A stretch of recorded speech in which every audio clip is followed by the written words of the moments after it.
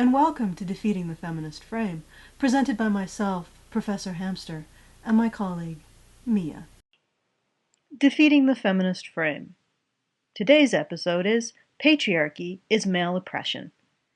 Feminists like to frame men being in positions of authority as empowerment of men as a group.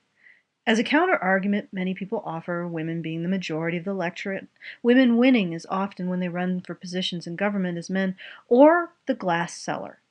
All of these arguments are, once again, allowing feminism to control the frame by accepting the unproven premise that being in authority is actually a benefit. On a recent video, an individual posted an example of female supremacist triumphalism. An article about the rebuilding of Rwanda after the genocide that bragged about how women not only had rebuilt, but did it better than the men who had been engaging in so-called oppression of them before. Omitted from mention was the tremendous violence women had inflicted during the genocide and their relative immunity from being victims of said violence. Also omitted was the reason why women experienced a greater survival rate. It was because of the very patriarchal society feminists spew venom for.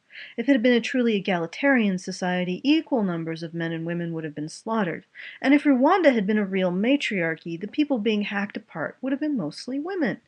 Let's imagine for a moment a formerly matriarchal Rwanda and the newly liberated male survivors dancing on the mass graves of their former protectors as they rebuild a better society without those matriarchal shit ladies. Yep. The only reason women were spared was due to patriarchal norms that make men the appropriate victims of violence, and then we turn around and blame men for the very norms that protected women in the first place. Why do those patriarchal norms protect women? Men are expected to assume positions of power and authority in patriarchy. If they don't compete successfully for positions of authority, they are socially ostracized or even killed.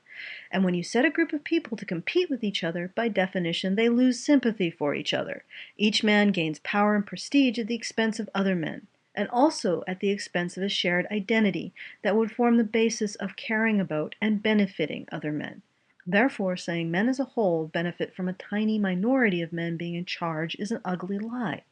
Those men have earned their authority at the expense of other men and to the detriment of all men, as recipients of compassion when they are in need. In simple terms, we prefer people with perceived agency to suffer over people without perceived agency.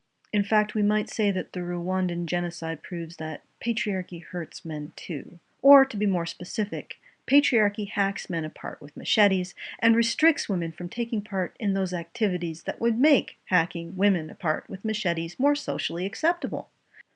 Thus, the expectation that men compete to assume positions of authority, upon pain of death or banishment, is actually disenfranchisement of men as a group relative to women as a group who are empowered to retain their social dominance as the expected recipients of provision and protection. Therefore, when a feminist says, "But men are 99% of the people in power," as a men's issues advocate, you respond with, "Exactly. Being forced to assume a position of authority means being disempowered when it comes to commanding sympathy. And that's a men's rights issue, not a feminist one." Congrats, you have now successfully challenged the feminist frame.